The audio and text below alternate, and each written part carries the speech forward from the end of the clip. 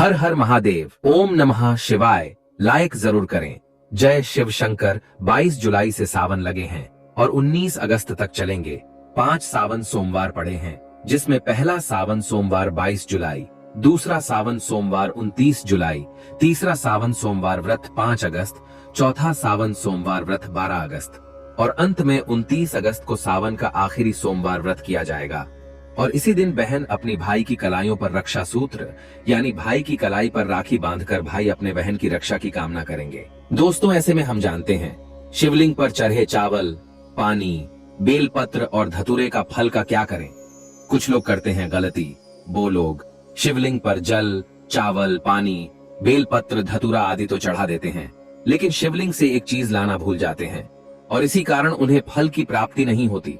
सारी जानकारी इस वीडियो में बताएंगे। क्या शिवलिंग पर चढ़ाए जाने वाले पानी, बेलपत्र, धतूरे का फल इत्यादि को फेंक देना चाहिए या नदी में विसर्जित कर देना चाहिए? इसका क्या करना चाहिए? दोस्तों, शिवलिंग पर जो भी हम वस्तु चढ़ाते हैं वह जागृत हो जाता है, उसमें चैतन्य आ जाता है। तो क्या शिवलिंग पर चढ़े चीजों को पानी में बहा देना चाहिए? क्या पानी में बहा देना अच्छा होता है या फिर दोस्तों इसका क्या करना चाहिए? सारी जानकारी इस वीडियो में आप सभी दर्शकों को सीखने को मिलेगी। दोस्तों, आज की वीडियो बहुत ही सुंदर है, बहुत इंपॉर्टेंट जानकारी है। अधिकतर 99% लोग भगवान भोलेनाथ की पूजा करते हैं, लेकिन पूजा करने के बाद शिवलिंग पर जल चढ़ाते हैं, बेल पत्र चढ़ाते हैं, यहाँ तक कि अक्षत भी चढ़ाते हैं, लेकिन चढ़ाने के बाद यह एक कार्य करना भूल जाते हैं। अर्थात दोस्तों, ये चढ़ाने के बाद इनका यूज करना भूल जाते हैं। वही जानकारी इस वीडियो में बताऊंगा। दोस्तों, ये जानकारी पाने के लिए वीडियो को पूरा जरूर देखना। आज की वीडियो जरा सी भी मिस मत करना, ये जानकारी आपकी किस्मत संवार देगी। आज की इस वीडियो में मैं धन दौलत की बात नहीं करूंगा, बल्कि दोस्तों आज की इस वीडियो में जो हम धतूरे चढ़ाते हैं, पानी चढ़ाते हैं, बेल पत्र चढ़ाते हैं, इसके यूज के बारे में बताऊंगा। तो इस संसार में बाबा भोलेनाथ के सबसे ज्यादा भक्त है। यहाँ तक कि नासा वैज्ञानिक भी मानते हैं ब्रह्मांड से ओम की ध्वनि निकलती है और सूर्य देव के हर कण से ओम की ध्वनि ही निकलती है। नासा वैज्ञानिक बताते हैं जो पूरा ब्रह्मांड है, गैलेक्सी है, यूनिवर्स है, वह साक्षात भगवान शिव की जटा है। सोचो, पूरा ब्रह्मांड, गैलेक्सी, यूनिवर्स भगवान शिव की जटा का मात्र एक अंश दिखाई देता है। हमारे शिव जी कितने विशाल होंगे आप सोच भी नहीं सकते। ब्रह्मांड तो मात्र भगवान शिव की पैरों की धूल का एक कण का हिस्सा है। भगवान शिव को लाइक जरूर करें, हम बहुत अच्छी जानकारी आपको बताएंगे और हमारे चैनल को सब्सक्राइब करके रखें। दोस्तों, खास करके सावन के महीने में बाबा भोलेनाथ को प्रसन्न करने के लिए सभी भक्तगण जुटे होते हैं और उन्हें प्रसन्न करने में प्राय सभी लोग लगे होते हैं। यहाँ तक कि लोग कावड़ की यात्रा भी करते हैं। दोस्तों, कावड़ यात्रा का प्रारंभ सबसे पहले भगवान परशुराम ने किया था और तभी से ही कावड़ यात्रा की जाने की प्रथम है। लेकिन दोस्तों, ज्ञान के अभाव के कारण पूर्ण रूप से लोगों को फल नहीं मिल पाता। भोलेनाथ की पूजा तो लोग करते हैं, लेकिन ज्ञान के अभाव के कारण उन्हें पूर्ण रूप से फल प्राप्त नहीं हो पाता। पूजा करना ही पर्याप्त नहीं होता। दोस्तों, संयम, नियम एवं सामग्रियों का संचय करना भी जरूरी होता है। किस प्रकार जरूरी होता है, ध्यान से सुनिए। जैसे आप अपने घर में सत्यनारायण जी की पूजा करते हैं तो प्रसाद जरूर खाते होंगे। बिना प्रसाद के, बिना प्रसाद खाए पूजा का फल आपको पूरा नहीं मिल पाता। वैसे दोस्तों, आप शिवलिंग की खूब पूजा करते हैं, भगवान भोलेनाथ को खूब सारा सामग्री भेंट करते हैं, धतूरे चढ़ाते हैं, अक्षत चढ़ाते हैं, पानी चढ़ाते हैं, बेलपत्र चढ़ाते हैं, लेकिन इनका सही तरीके से आपको उपयोग करना नहीं आता। दोस्तों, इसलिए आपको शिव पूजा का पूरा फल प्राप्त नहीं हो पाता। तो आपको थोड़ा सा इस वीडियो को ध्यान से देखना है। ध्यान से सुनना, आपको समझ में आ जाएगा कि शिवलिंग पर भांग, धतूरा, बेलपत्र चढ़ाने के बाद इसका क्या करना चाहिए। देखिए, शिवलिंग पर भांग, धतूरा, जल, बेलपत्र जरूर चढ़ाते हैं, लेकिन क्या आप जानते हैं इन चीजों को चढ़ाने के बाद क्या करना चाहिए?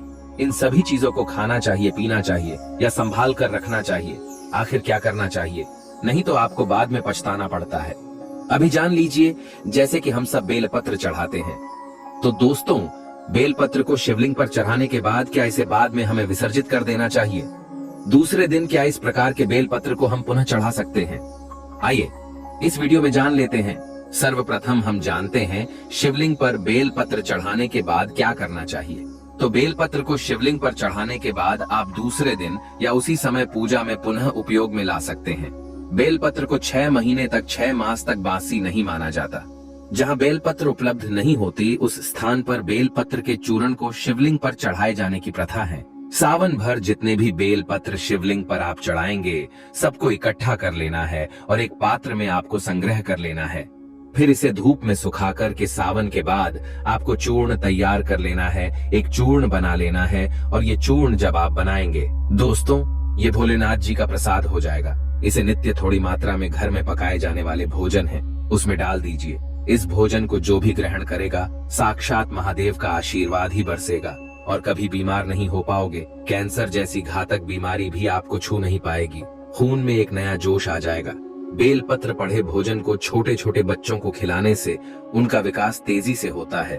बच्चों में होने वाले पेट के रोग, यदि पेट में कीड़े हो जाते हैं तो वह इस भोजन को ग्रहण करने से पेट में कीड़े नहीं पनपते।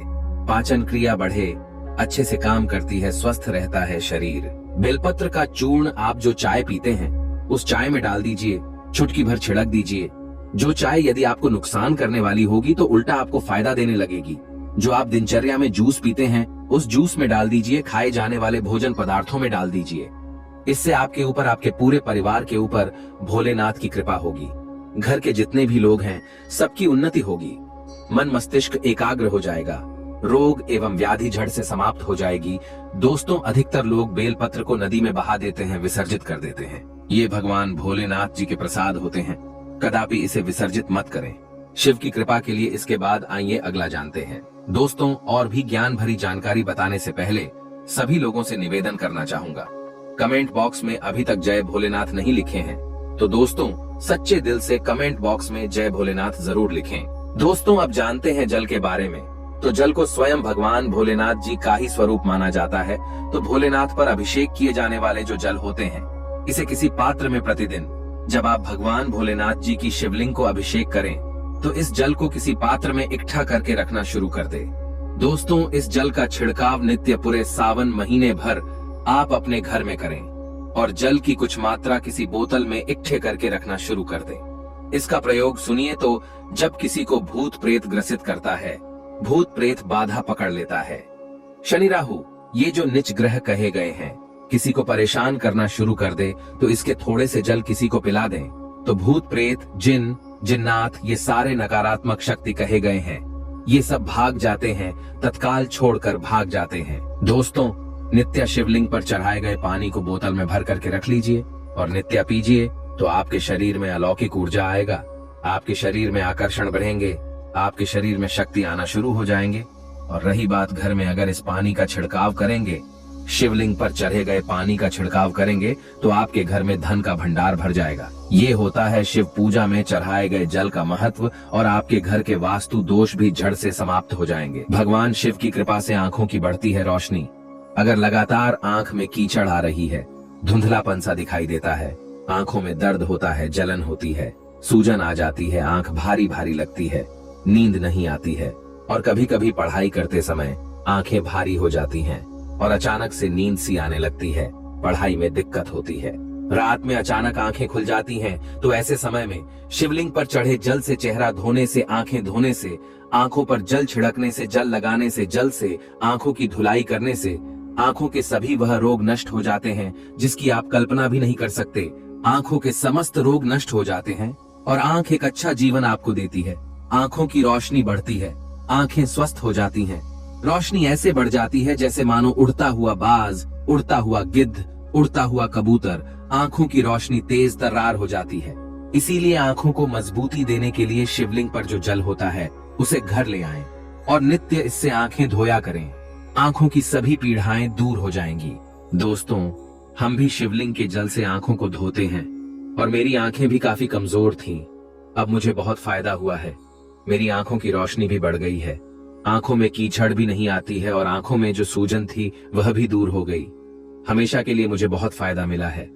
भगवान शिव की कृपा से आप भी यह उपाय जरूर करें। दोस्तों, अधिकतर लोगों को इस ज्ञान का ही अभाव होता है, इसलिए पूजा तो खूब करते हैं लेकिन पूजा के प्रसाद लेना भूल जाते हैं। दोस्तों, ये थे भगवान भोलेनाथ जी के प्रसाद। अब आइए आगे बढ़ते हैं। देखिए, हम सब लोग शिवलिंग पर चावल चढ़ाते हैं तो चावल का क्या करना चाहिए।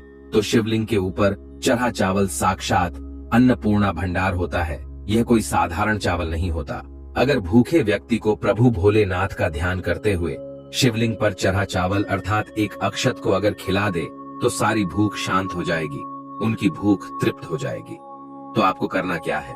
नित्य जो शंकर जी की पूजा में सावन के महीने में जीतने भी जो चावल चढ़ाएंगे, शिवलिंग पर चढ़ा सभी चावल को इकट्ठे करके रखना है।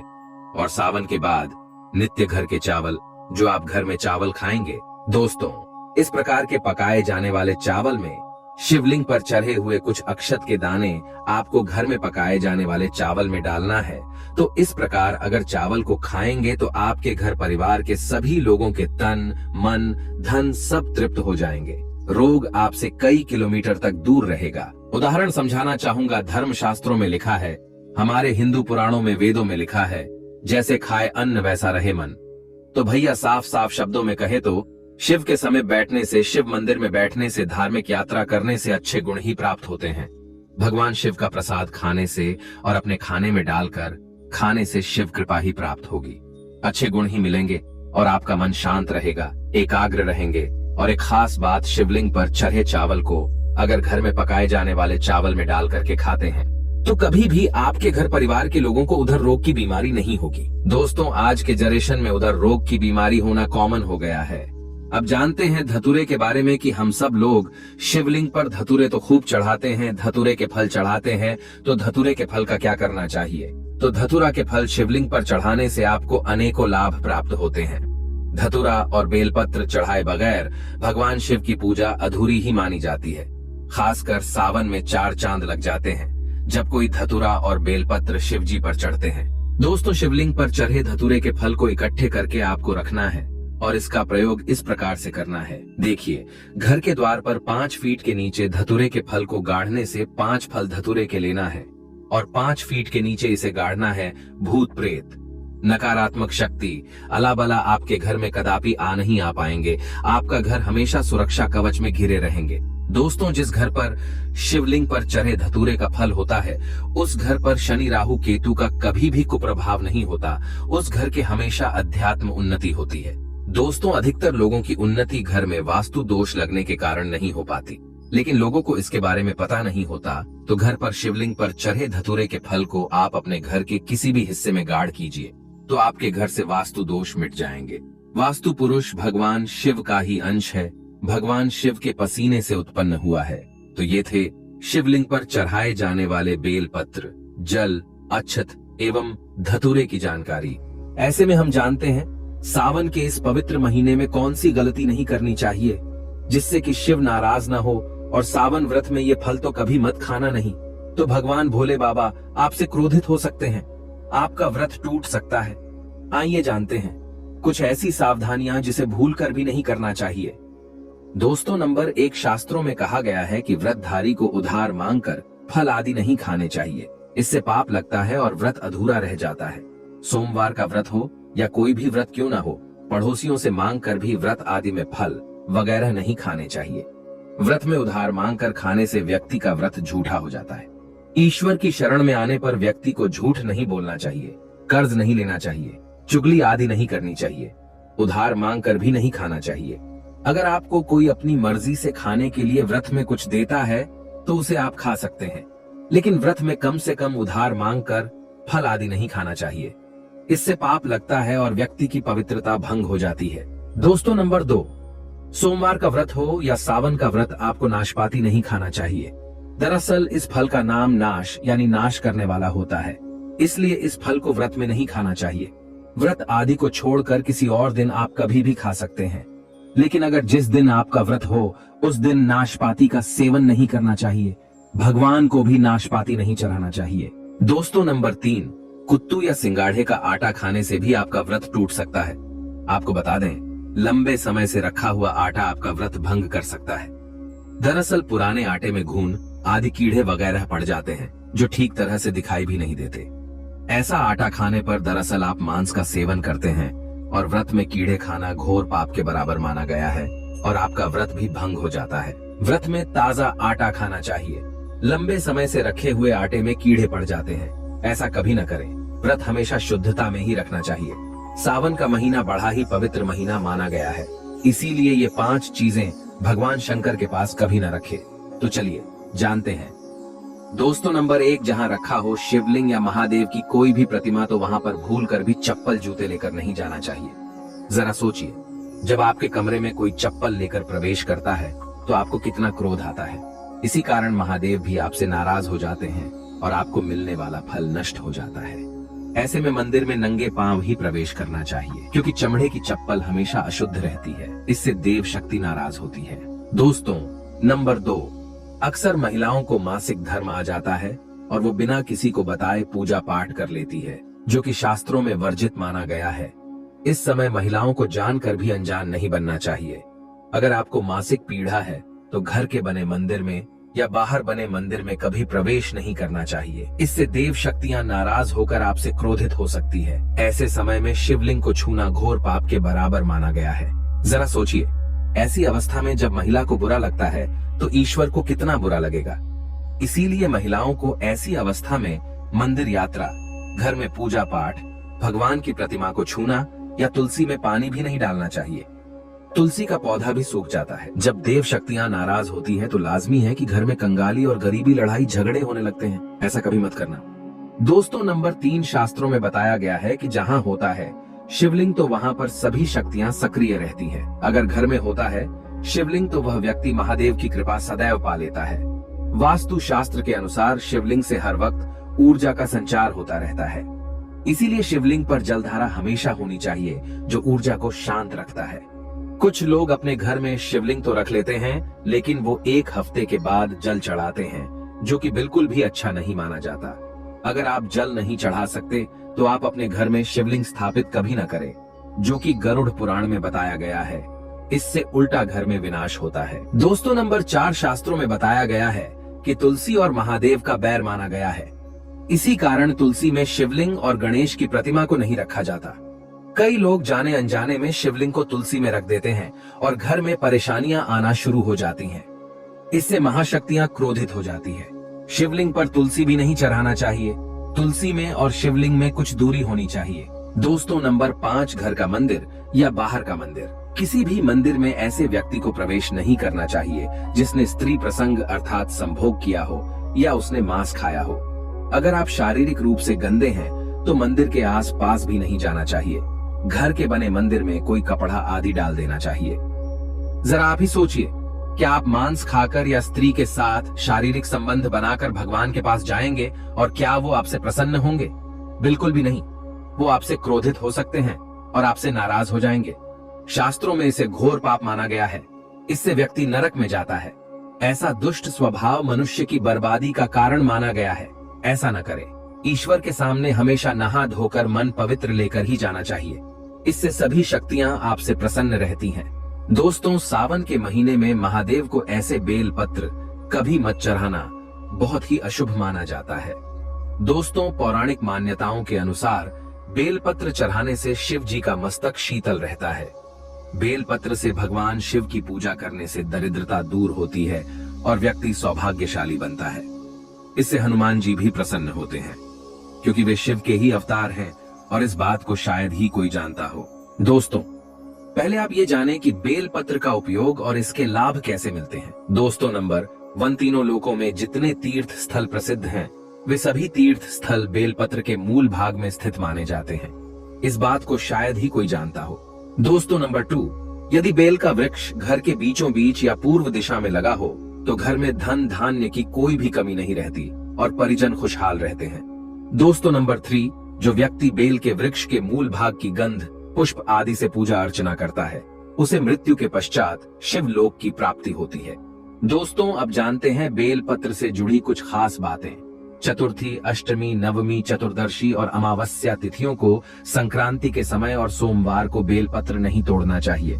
पूजा से 1 दिन पूर्व ही बेल पत्र तोड़ कर रख लें। दोस्तों, आपको बता दें, बेल पत्र कभी अशुद्ध नहीं होते।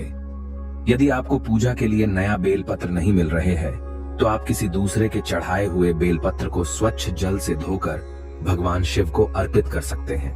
दोस्तों, बेल पत्र में 3 पत्तियां होनी चाहिए। कटी फटी पत्तियों का बेल पत्र भगवान शिव को अर्पित गलती से भी मत करना। कटी फटी पत्तियों को अर्पित करने से शिव का अपमान माना जाता है और बेल पत्र का भी।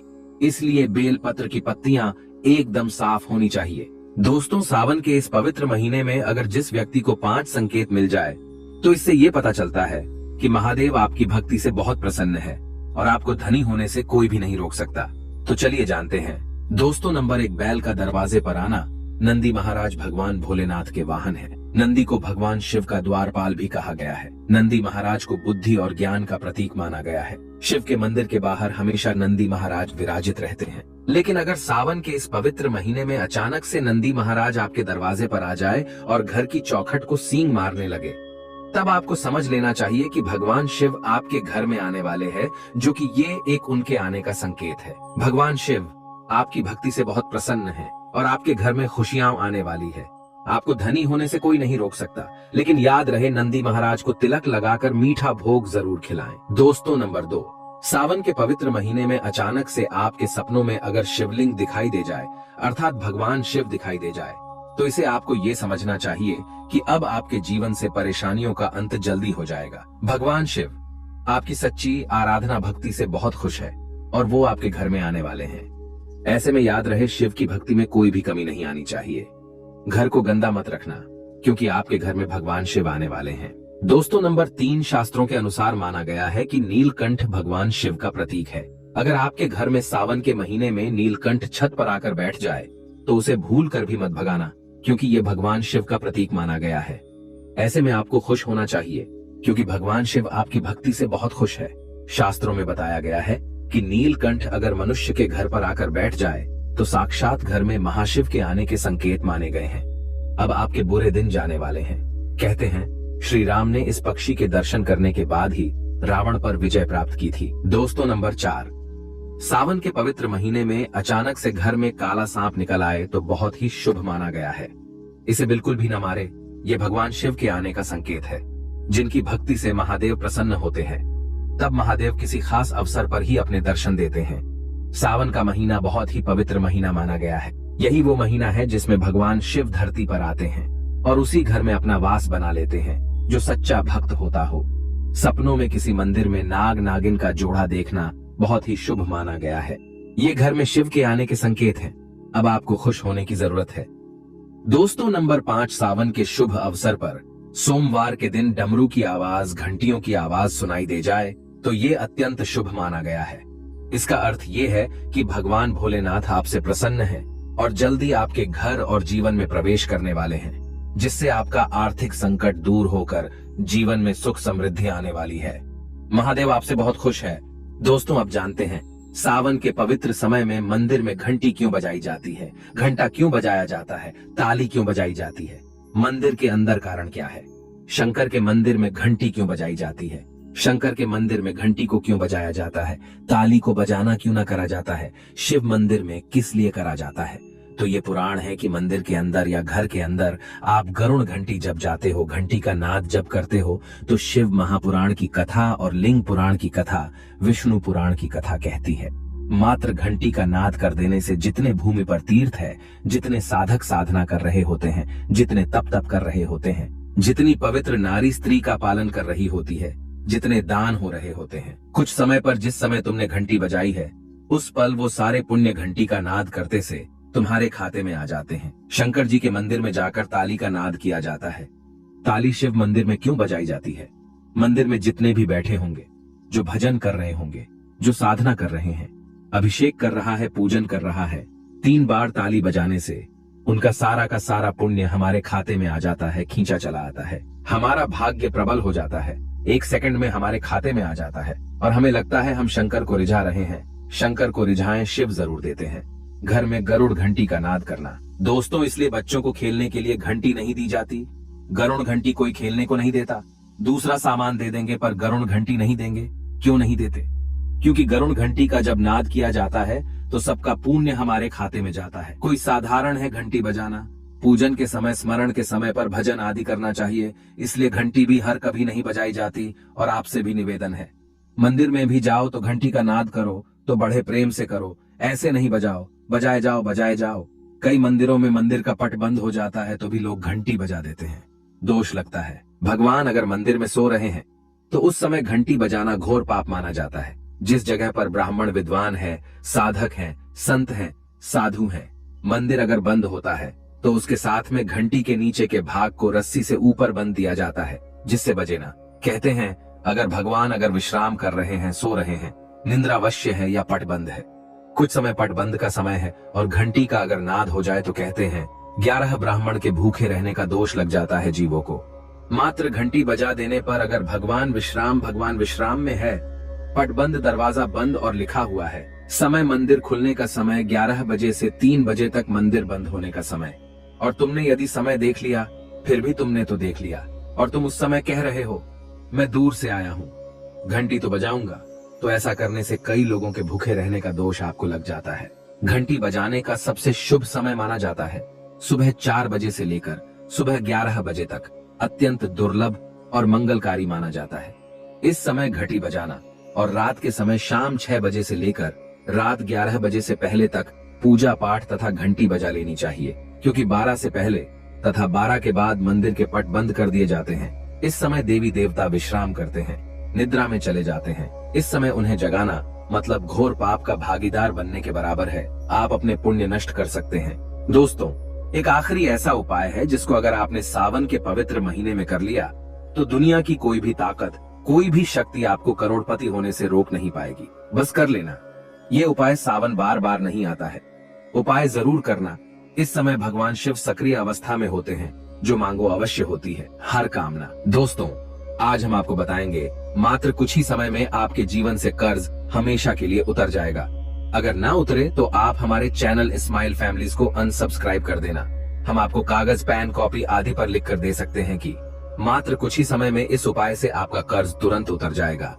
घर से तमाम तरह की परेशानियां, ग्रह कलेश, पति पत्नी की परेशानी, नजर दोष, राहु दोष, मंगल दोष, पितृदोष, गरीबों का दोष, भयंकर काल सर्प दोष, शनिदेव का दोष, बरसों पुरानी यदि किसी की बद्दुआ, काला जादू अगर जीवन में किसी ने कर रखा है तो वह मात्र इस उपाय से पल भर में ही दूर हो जाएगा। दोस्तों, ना कम ना ज्यादा पूरे 5 काम आपको करने हैं। दोस्तों, अक्सर हम शौक के लिए क्या कुछ नहीं करते, यहाँ तक कि अपना घर तक गिरवी रख देते हैं। नौबत ये भी आ जाती है कि कुछ लोग तो कर्ज के कारण अपना घर तक छोड़ देते हैं, और वैसे देखा जाए तो कर्ज से बढ़कर कष्टप्रद कोई स्थिति नहीं होती। कर्ज एक श्राप की तरह होता है जो अगर एक बार लग जाए तो बिना उपाय किए उतरता ही नहीं है। अगर आप भी कर्ज के बोझ से परेशान हैं, तो इस उपाय का प्रयोग अवश्य करें। 2 से 8 दिन के अंदर लाभ मिलने लगता है। ये बात आपको शायद मजाक लगे, लेकिन मैं आपसे वादा करता हूँ कि यह 100% सत्य है। लेकिन इसका लाभ लेने के लिए आपको 5 काम अवश्य करना है, तभी ही कर्ज से मुक्ति मिलेगी। तो चलिए शुरू करती है। सच्चे दिल से कमेंट बॉक्स में लिखें हर हर महादेव, ओम नमः शिवाय। एक लाइक जरूर करें। आज का वीडियो बहुत ही सुंदर है, इसीलिए एक लाइक आप पहले ही कर दें, क्योंकि आप लाइक करना भूल जाते हैं। आपका एक लाइक हमारे लिए बहुत ही कीमती है, बहुत ही प्यारा है। इसीलिए सावन के पवित्र महीने में भगवान शिव के लिए एक लाइक तो बनता है। दोस्तों, 5 कामों में सबसे पहला काम है, सबसे पहला उपाय है पक्षी। पक्षियों को दाना डालने से जिंदगी की बहुत सारी खुशियां मिलती हैं, जिसकी आप कल्पना भी नहीं कर सकते। पक्षी को हर शनिवार, मंगलवार दाना डालने से जल्द कर्ज से मुक्ति मिलने लगती है। शिव पुराण के अनुसार भगवान शिव कहते हैं, यदि व्यक्ति के जीवन में कर्ज हो तो उसी समय उस व्यक्ति को पक्षी को दाना डालना चाहिए तथा पानी पिलाना चाहिए। भगवान शिव कहते हैं, माटी के प्याले में जिस पक्षी को पानी पिलाया जाता है तो उस व्यक्ति की 7 पीढ़ियां कभी कर्ज नहीं भोगती। माता पार्वती भगवान शिव से कहती हैं, हे महादेव, यदि पिछले जन्म का कर्ज वह अगले जन्म में चुकाना चाहे तो उस मनुष्य को क्या करना चाहिए। दोस्तों, तब भगवान शिव माता पार्वती से कहते हैं, हे देवी, इसका सीधा सीधा प्रश्न मैं आपको देता हूँ। अगर मनुष्य ऋण मुक्त होना चाहता है, कर्ज से मुक्त होना चाहता है, अगर वह अपने पापों से मुक्ति पाना चाहता है, तो उसे पक्षियों की निस्वार्थ भाव से सेवा करनी चाहिए, दाना पानी उन्हें देते रहना चाहिए। तभी ही मैं प्रसन्न रहता हूँ और व्यक्ति को ऋण मुक्त करता हूँ। अगले जन्म तक पीढ़ी दर पीढ़ी उसकी कभी कर्ज की भागी नहीं होती। अगर आप भगवान शिव के कहने से एक बार उनकी राह पर चल दिए, तब आपके जीवन में कभी कर्ज की कोई भी जरूरत नहीं होगी। आपको कर्ज लेने की आवश्यकता नहीं पड़ेगी, बल्कि तेजी से आपके घर में सुख शांति आएगी, धन बढ़ेगा, वैभव की प्राप्ति होगी। और यह उपाय करने के बाद इसका असर आपको 2 से 3 दिन में दिखने लगता है। यह कर्म तो जरूर करें, क्योंकि साक्षात भगवान शिव ने मनुष्य को कर्ज से बचाने के लिए बोला था। दोस्तों, चींटी चींटियों को अगर उनके मन के अनुसार खाना खिलाया जाए, भोजन कराया जाए तो जिंदगी का वो सारा सुख मिलता है जिसकी हर किसी को जरूरत है। इसलिए ये उपाय भी करते रहे। ऐसा करने से जल्द कर्ज से मुक्ति मिल जाती है। चींटियां धरती पर मनुष्य का कर्ज कम करने के लिए ही धरती पर वास करती हैं। अगर मनुष्य इस बात को समझ जाए कि चींटियां हमारे कर्ज के बोझ को सहती हैं, कम करती हैं, कर्ज को घटाती हैं, तब उसी क्षण हमारे भारत में कोई भी कर्ज का भागी नहीं बनेगा। कर्ज के बोझ के कारण उसे अपना घर गिरवी नहीं रखना पड़ेगा। किसी भी शादीशुदा स्त्री को अपने गहने गिरवी नहीं डालने पड़ेंगे। भूमि आदि को परेशानियों के चलते बेचना नहीं पड़ेगा। दोस्तों, चींटियों का तो काम ही होता है मनुष्य के जीवन से ऋण को हमेशा के लिए दूर करना। कर्ज को चींटियां कैसे कम करती हैं, वो हम आपको उपाय बताने वाले हैं, तो वीडियो के अंत तक बने रहना। चींटियों को ये एक चीज अवश्य खिला देना, उसी दिन से आपका कर्ज धीरे धीरे उतरने लगेगा। क्या चीज खिलानी है हम वीडियो में बता रहे हैं, बस आप कंटिन्यू बने रहना और वीडियो को लाइक जरूर करें। स्माइल फैमिली चैनल कभी आपके साथ धोखाधड़ी नहीं करता, हम सटीक जानकारी आपको देते हैं। दोस्तों देखिए, चींटियों को आप ऐसा क्या खिलाएं जिससे उसी क्षण हम ऋण मुक्त हो जाएं, कर्ज हमारा छूमंतर से उतर जाए।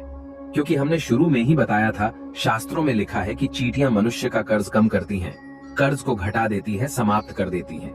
बस चींटियों को खिला देना यह एक चीज।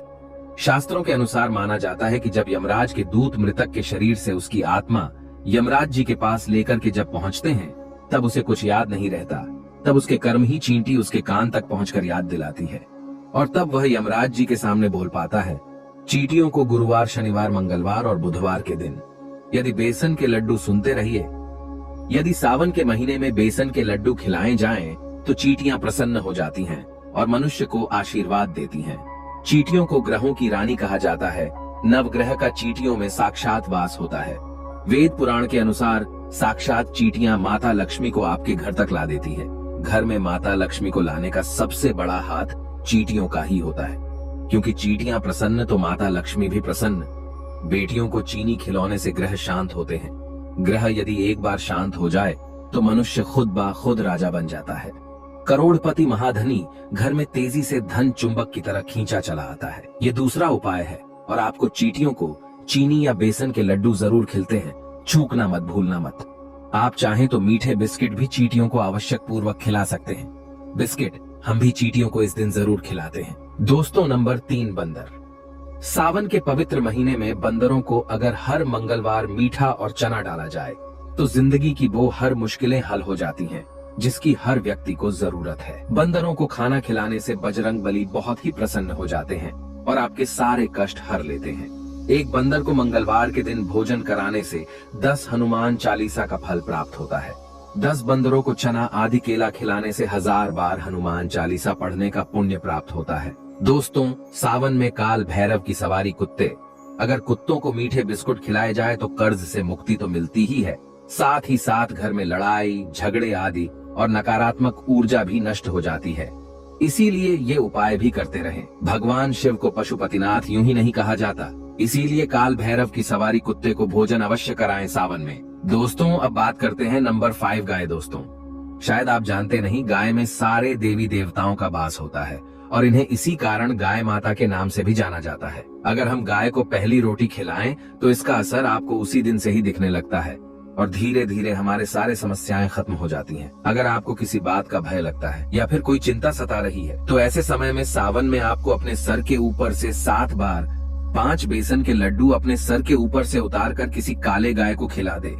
ऐसा करने से आपको कर्ज से तो मुक्ति मिलती ही है, साथ ही साथ हमारे सारे पाप भी मिट जाती है। और दुष्ट तो जरूरी जानकारी, अगर आपको 10 दिन के अंदर कर्ज से मुक्ति पाना है तो सावन में इन 5 उपाय को अवश्य करें, तभी ही कर्ज से मुक्ति मिलेंगे। पशुपतिनाथ के लिए 1 लाइक तो बनता है। हर हर महादेव सावन की हार्दिक शुभकामनाएं।